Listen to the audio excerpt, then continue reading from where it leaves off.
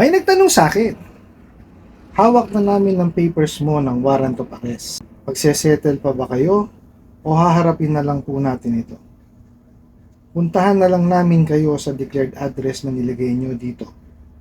At hawak na rin namin ang copy ng ID at muka na pinasa ninyo sa pag-a-apply ng loan nyo. May terms and agreement po kayong inagrihan dito, kaya maaari na namin kayong puntahan anytime. Kaya huling tanong, isesettle ba ito o hindi na? Aantayin namin ang inyong response ngayon. Totoo po ba ito, Sir Ray? Hindi pa po kasi ako pagbayad kasi wala pa po akong pera. Tapos nakunan pa po ako. Stress na po ako. Sana po mapansin ninyo ako. Manghihingi po sana ako ng advice. Okay. Makasalbahay talaga na ito mga to. Bago ko sagutin itong katanungan ninyo, no, iimbitahan ko muna sana kayo na suportahan yung aking mga social media account sa YouTube, Facebook, and TikTok. Imahin ho natin yung pinadala sa inyong mensahe nitong bugok na ulan ninyo, no. Sabi ho nila, may hawak daw ho silang papers, warrant of arrest daw. Okay. Kailan pa ho humawak ng warrant of arrest ang sibilyan? Okay? So, kayo mga taga-ola, no? Huwag niyo gawin tanga mga tao, no? Kasi po, ang warrant of arrest, pag in-issue ho yan ng korte, ang maaari lang po mag-serve niyan ay ang ating mga law enforcement. Okay? Mga kapulisan, okay? NBI, yan. Sila po ang may karapatan lamang na mag-serve niyan. Wala hong karapatan ang sino mang sibilyan ang mag-serve ng warrant. Ipananakot nyo pa kung haharapin o hindi. O, anong kalokohan yung gusto nyong gawin? Anong gusto nyong mangyari? Tsaka paano kayo magkakaroon ng warrant of arrest? Hindi nga kayo makatungtong sa korte. Sige nga. Anong kaso ang ipinay nyo para magkaroon kayo ng warrant of arrest? Sige nga. O, hindi pa lang ho nakakapagbayad. Anong kaso ang po pwede sa hindi po nakakapagbayad po lamang? Di ba small claims? Paano magkakaroon ng warrant of arrest? Pinairal nyo na naman yung mga kabobohan ninyo eh. Di ba? Civil case po yan. So walang warrant of arrest na po pwedeng ilabas dyan. Okay?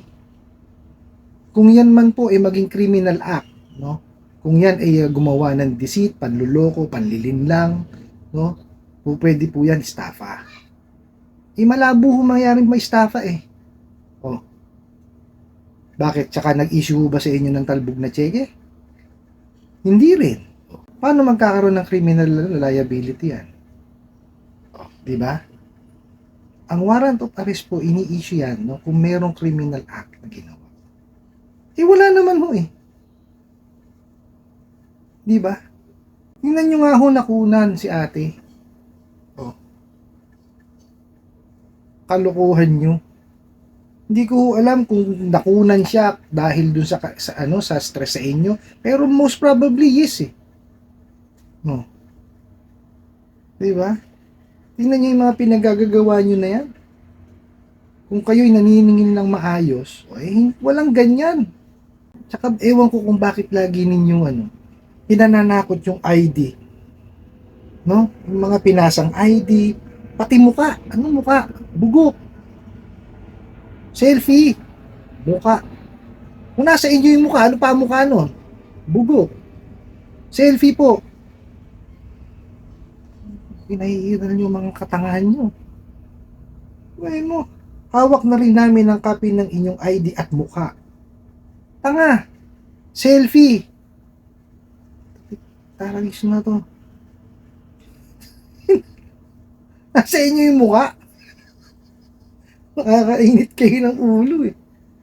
Mariosip na to. Ito pa isa. May terms and agreement po kayong inagrihan. Terms and condition. Diba nahahalata? Hindi nyo alam ang pinagagagawa niyo. Terms and agreement. Bobo. Terms and condition po. Ay siya, sinabi na kasing mag-aral. Oh, yan, o, anong nangyayari? Nagmumukha kayong tanga. Oh, kasimple-simple lang ho nang gagawin ninyo, maningil ho kayo ng maayos. Tingnan nyo, sa pananakot na ginagawa ninyo, pinapahamak nyo ang sarili ninyo. Ginagawa nyong tanga sarili ninyo. Ano kayo ng kamote?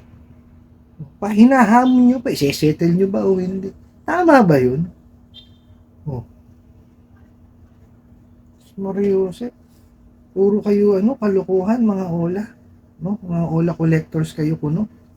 Puro kayo kalokohan. Kasi kung kayo, naniningil kayo ng maayos.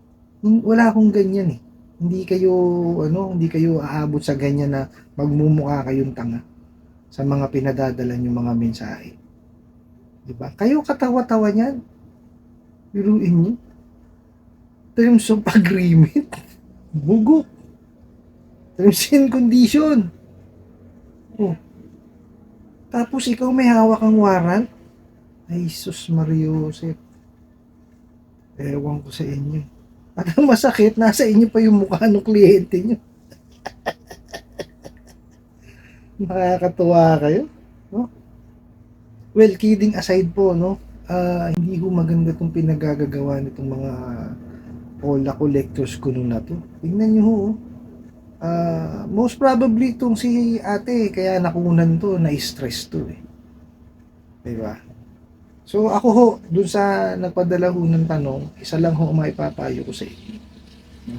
Magpahinga ho muna kayo, magpalakas kayo. Kasi, iba ho yan, nakunan ho kayo eh. No? Napakahirap yung pakiramdam niyan. Ano po? At pagka ho nasa ayos na ho kayo, no? At kung meron kayong trabaho, pagtuunan nyo ho ng pansin yung trabaho po ninyo. No? Huwag nyo pansinin yung mga ganyang klaseng mensahe. Ano po? Alisin nyo po yung isipan nyo sa mga ganyan para kung makarecover kayo ng maayos. Tapos yun nga po, mag-concentrate kayo sa inyong trabaho at mag-ipon ho kayo. No? Pag-ipunan nyo po yung dapat nyo lang humbayaran, yung principal plus interest lang. Yun lang ho ang bayaran ninyo. Huwag nyo na ho intindihin yung mga penalty na yan. No? Tsaka kung magbabayad ho kayo, buo. Huwag ho kayo magpapartial. Tapos pag nabayaran nyo na ho siya, no?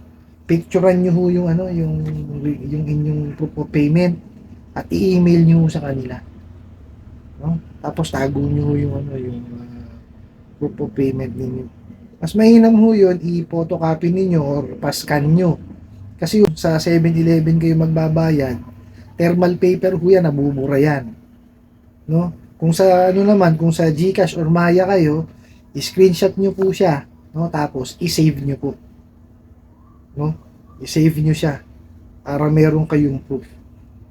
Kasi dumating man ho sa punto, no, na kulitin na naman kayo or let's say quote and quote magdemanda sila, may proof ho kayo na nagbayad kayo.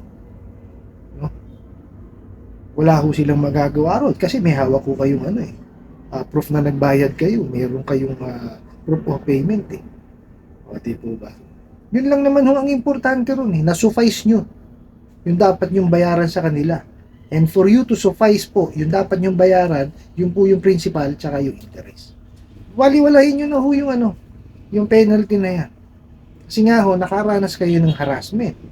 Eh, biruin nyo yung nangyari ho sa inyo. Kung naging dahilan nga ho nung miscarriage nyo is yung ginagawa nitong mga damuhong ulan na to, huwag nyo na hong bayaran yung yung penalty na yan. Grabe ho yung ginawa sa inyo na yan. Hindi ho tama yan. No? Buhay ho ang nawala dyan. Hindi ho beer. Kaya ho, huwag nyo hong stressin ang sarili ninyo. Kasi kitang-kita nyo naman ho, ginagawa ho nilang tanga sarili nila. Biruin mo, warrant of arrest ho, sila may hawak. Wala hong pribadong individual ang po pwedeng humawak o mag-serve po ng warrant of arrest. Di ho ba kalokohan? Oh. Mga law enforcement agencies lang po, no? Ang po pwedeng magpatupad niyan. So, Mariusep na yan. Tapos sasabihin pati mukha niyo nasa kanila. O di mo ba nakakatuwa? Kung yung ano, yung siniseryoso yung mga mensahe nitong mga to. Di ba? Ito pakatandaan ninyo. Pagka ho kayo nakaranas ng harassment, kagaya ho ng ganyan, ay diretso nyo na ho ng complain niya sa SEC, National Privacy Commission, NPC, ano po, sa PNP Anti-Cybercrime Group, tapos sa NBI Cybercrime Division, o ito ho, flash ho natin sa screen, nandyan ho lahat yung kanilang mga email. Dyan nyo ho i-complain. Lahat ho ng mga screenshots po ninyo, i-send nyo po dyan, i-dokumento nyo po, no? Tapos lalo ho yan, kung kayo ipinuso sa social media, yung ipinahiya ho kayo, yung meron hong mali siya, no? Pinakwari ho, pinakita yung picture ninyo, tapos may mali siya ho yung message doon, let's say, for example, scammer alert, ay nako, maghanap ko kayo ng abogadong tutulong sa inyo. Pwede kayong mag-hire ng privado, or pwede ho kayong dumulog sa PAW, no? Tapos sampahan nyo ho ng cyber libel. Yun ho, may criminal liability ho yun. Tapos manghingi ho kayo ng danyos para matigil ho yung kalokohan niyang mga yan. At nga ho pala, pagka nabayaran nyo na ho yung ulan ninyo, huwag nyo na ho silang tangkilikin. Huwag na ho kayong manghirap ulit dyan. No? Kasi ho, hindi ho kasagutan ang hindi pagbabayad sa mga ola para matigil yung mga yan. Ang kasagutan po dyan is huwag nyo silang tangkilikin. Huwag kayong manghiram dyan. No? Kung kailangan nyo talagang manghiram, no, i-build nyo po yung inyong credit standing para makahiram kayo sa mga legitimate na lending, financing at bangko. Ayan. Kasi ho sa kanila, no, mahaba-haba na ang term, malaki-laki pa ho yung mahihiram ninyo. Hindi ho kagaya dyan sa mga online lending apps na yan ng haharas. Ang lit-lit na ho nang pinahihiram sa inyo. Ang igsipan ng termino, 7 araw. Tapos ang laki-laki pa ng kaltas. Para ho kayong kumuha ng maso, pinukpok nyo sa ulo nyo eh. Di ba? Pero kung talagang convenience din lang ho ang hanap ninyo, no? Doon ho kayo sa mga sa mga online lending naman po din, platforms, no? Pero web-based. Yan ho, walang nakawan ng diyan, ng detalye diyan dahil hindi ho kayo hihinga ng access niyan kagaya ng mga online lending apps na manghaharas na yan. Yung mga sa website po na yan, mayroon silang mga application forms na i-fill out nyo po. Tapos manghihingi sa inyong dokumento. Mabilis din naman po sila. Hindi nga lang ho kasi bilis ng nung sa mga online lending apps na mga haras na yan. No, kasi yung mga haras na yan, no, mga OLA, naku po, nag-fill out ka pa lang. Pag naibigay mo na yung ID, tsaka nalaman na yung number mo ay GCash at Maya, ay sus Mariosep, padadala ka na ng pera. Wala kang kaalam-alam. Minsan nga, decline ka, sasabihin eh. Pero magugulat ka, may utang ka pala. Di ba mga loko-loko? Doon ho kayo manghiram, no? Sa mga online lending platforms na web-based. Medyo mabilis naman din ho sila, pero hindi ho kasing bilis talaga ng OLA yung mga yan. No? Pero ako ho, ang suggestion ko talaga, sa bangko kayo manghiram. Yan, talagang safe ho kayo dyan. Pero kailangan ho talaga, i-build nyo yung credit standing ninyo. Kailangan magandang standing ninyo para makahiram mo kayo sa kanilang maganda-ganda. Tsaka pagka ho kayo nakahiram na ho kayo sa bangko, huwag nyo sirain yung pangalan nyo. Pagka ho nasira kayo sa bangko, tignan nyo ho masasubmit ho kayo sa CIC, sa CMAP, at ang pinakamalala ho dyan is yung NFIS. Hindi na ho kayo makakapanghiram muli. Lalo kung yung mga hihiraman nyo in the future is member ng CMAP, CIC, tsaka NFIS. Mahihirapan ho talaga kayo. So, huwag nyo sisirain ang pangalan ninyo. Doon sa mga lending, financing, tsaka bangko na miyembro po nung tatlo na yun. Yung CIC, NFIS, tsaka CMAP. Mahirap po.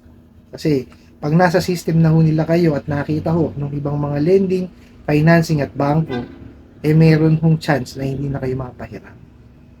So, sayang ho. Di po ba? Paano kung kailanganin nyo in the near future, maglo-loan kayo ng malaking pera o magkaka-loan kayo? Paano kayo makakahiram? O, di po ba? Huwag nyo sirain. Sayang ho eh. I hope nasagot ko po itong katanungan na to at sana po ay makatulong. Maraming salamat po sa inyong walang sawang pagsuporta at panonood sa aking mga videos. Maraming salamat po sa inyong pag-like, pag-share, pag-comment at pagtatanong. Kunin ko na rin po itong opportunity na to na imbitahan kayo na suportahan ng aking mga social media account sa YouTube, Facebook, and TikTok. Hanggang sa muli po, yun lang.